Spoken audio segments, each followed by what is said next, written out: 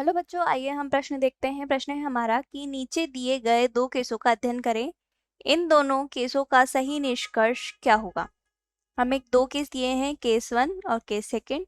पहला केस है जिसमें माता रोगी और पिता सामान्य हैं और उनके बच्चे जो हैं उनमें पुत्र सदैव रोगी होंगे।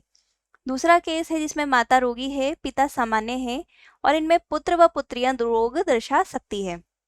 इसके लिए हमें विकल्प दिए गए हैं। सबसे पहले हम देख लेते हैं हमारी मुख्य अवधारणा, जिसमें हम दिए गए केस के बारे में देखेंगे। तो हमारा जो पहला केस है, केस 1, जिसमें माता तो है कैसी है, रोगी, और पिता जो है वह है सामान्य।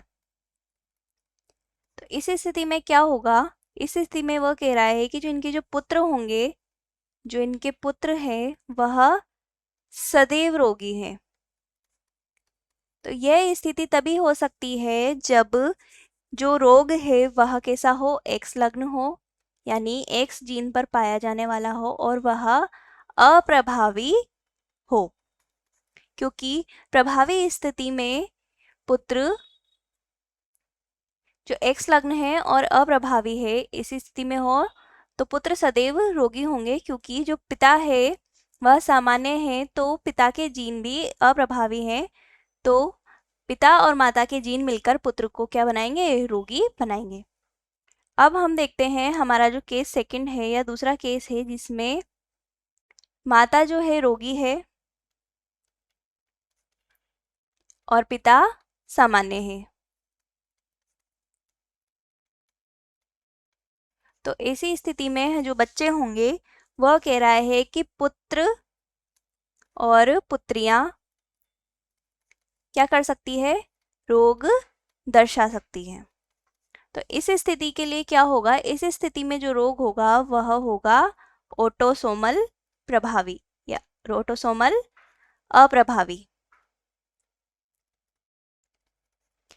ऑटोसोमल अप्रभावी में माता के जो रोग हैं वह पिता के सामान्य जीन, रोगी जीन, माता के रोगी जीन पिता जो सामान्य और अप्रभावी जीन है उस पर प्रभावी होकर के पुत्र और पुत्रियों में रोग दर्शाएंगे। तो अब हम देखते हैं हमारा जो विकल्प दिए गए हैं। पहला विकल्प है केस 1, एस लग्न अप्रभावी, केस सेकंड ऑटोसोमल अप्रभावी रोग, तो यह विकल्प सही है। दूसरा है केस 1, वाई लग्न अप्रभावी रोग केस, और दूसरा है एस लग्न अप्रभावी रोग, तो यह विकल्प गलत है।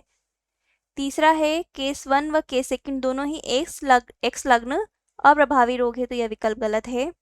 और चौथा है एस एक्स लग्न प्रभावी रोग, केस सेकंड ऑटोसोमल प्रभावी रोग, तो यह विकल्प भी गलत है।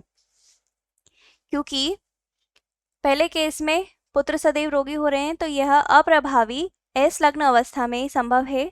और दूसरा है पुत्र व पुत्रियां रोग दर्शा सकते हैं की स्थिति में यह अप्रभावी ऑटोसोमल हो जाता है। प्रभावी की स्थिति में यह हमेशा रोग दर्शाएंगे। आशा है आप उत्तर समझ गए होंगे। जो हमारा उत्तर है विकल्प ए। आशा है आप उत्तर समझ गए होंगे। धन्यवाद।